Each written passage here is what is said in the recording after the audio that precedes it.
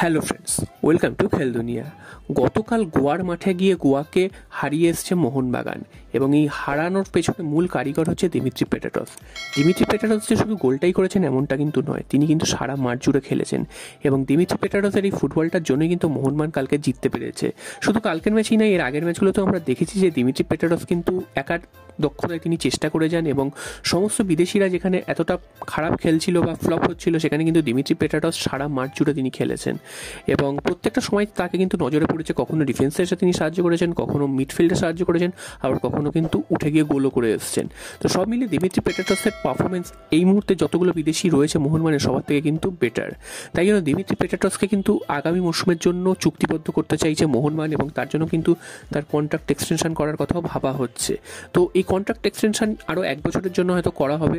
যদি করা হয় তাহলে সেটা মোহনবাগানের জন্য অবশ্যই ভালো হবে, কারণ দিমিত্রি পেটাটস যে ফর্মে রয়েছে, গতবারের ভালো ফর্মে ছিল, এবছরও তো ভালো ফর্মে রয়েছে এবং আশা করা যাচ্ছে যে তিনি এই ফর্মটা যদি ধরে রাখতে পারেন পরবর্তী মৌসুমগুলোতেও মোহনবাগানকে কিন্তু যথেষ্ট সুবিধা দেবে।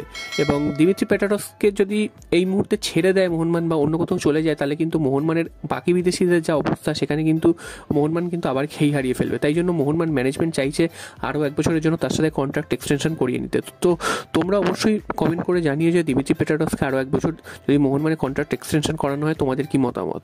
এরপর চলে আসি আরও একটা খবরে, সেটা হচ্ছে হুগো বুমোকে যেন আনরেজিস্টার্ড করিয়ে জনি কাউকে দলে নিয়ে আসা হয়েছে এবং জনি কাউকে দলে আসার পর কিন্তু মোহনবাগানের মিডফিল্ডটা অনেকটাই সচল হয়েছে, অনেকটাই ভালো খেলছে। লাস্ট 2টো ম্যাচে আমরা জনি কাউকের খেলা দেখেছি। জনি কাউকে যখনই নেমেছেন তখনই কিন্তু মোহনবাগানের মিডফিল্ডটা কিন্তু অনেকটাই তিনি হোল্ড করেছেন খেলা, তিনি বল কিন্তু ধরে খেলছেন, ঠিকঠাক পাস করছেন। তো এই জিনিসগুলো কিন্তু এতদিন হচ্ছিল না, যার কারণে কিন্তু ডিফেন্সের উপর চাপ পড়ছিল। তো জনি কাউকে রেজিস্ট্রেশন করানোটা মোহনবাগানের জন্য খুবই কিন্তু লাভবান হয়েছে।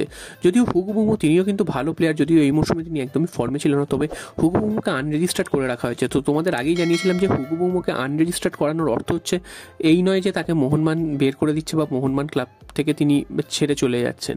তো একটা জল্পনা মাঝখানে শোনা গেছিল যে হুগো বুমোকে ইস্টবেঙ্গল নিয়ে নিতে পারে, কারণ তাকে আনরেজিস্টার্ড করে দেওয়া হয়েছে। তো তাকে শুধু বসিয়ে রাখবে কেন মোহনবাগান, তো তাকে ছেড়ে দেওয়া হবে, তার কন্ট্রাক্ট মিউচুয়ালি টার্মিনেট করে দেওয়া হবে, তো তারপর তিনি ইস্টবেঙ্গলে যেতে পারেন। তো এরকম একটা কিন্তু কথাবার্তা চলছিল বা একটা রিউমার কিন্তু মার্কেটে ঘুরছিল। তো কালকের কিন্তু একটা জায়গা থেকে কনফার্ম করা হয়েছে যে এই খবরটা কিন্তু একেবারেই মিথ্যে। হুগো বুমোকে আনরেজিস্টার্ড করা হলেও তাকে কিন্তু মোহনবাগান ছাড়ছে না, তাকে কিন্তু মোহনবাগানই রেখে দিচ্ছে। হয়তো পরবর্তী সময় তাকে আবার রেজিস্টার্ড করানো হতে পারে যদি কোনো বিদেশি চোট পায় বা কোনো বিদেশির পারফরমেন্স যদি খারাপ হয়, সেক্ষেত্রে কিন্তু হুগো বুমোকে আবার কিন্তু আমরা মোহনবাগানের জার্সি গায়ে তাকে খেলতে নামতে দেখবো, তাকে রেজিস্টার্ড করানো হবে বা আগামী মরশুমেও তাকে হয়তো রেজিস্টার্ড করিয়ে খেলানো হতে পারে। তবে এই মুহূর্তে তিনি কিন্তু দেশে ফিরে গেছেন এবং দেশে ফিরে বসেই তিনি কিন্তু স্যালারি পাবেন, এটাই কিন্তু কথা। এবং তিনি কিন্তু ইস্টবেঙ্গল সহ অন্য কোনো ক্লাবে কিন্তু তার যাওয়ার কোনো পরিকল্পনা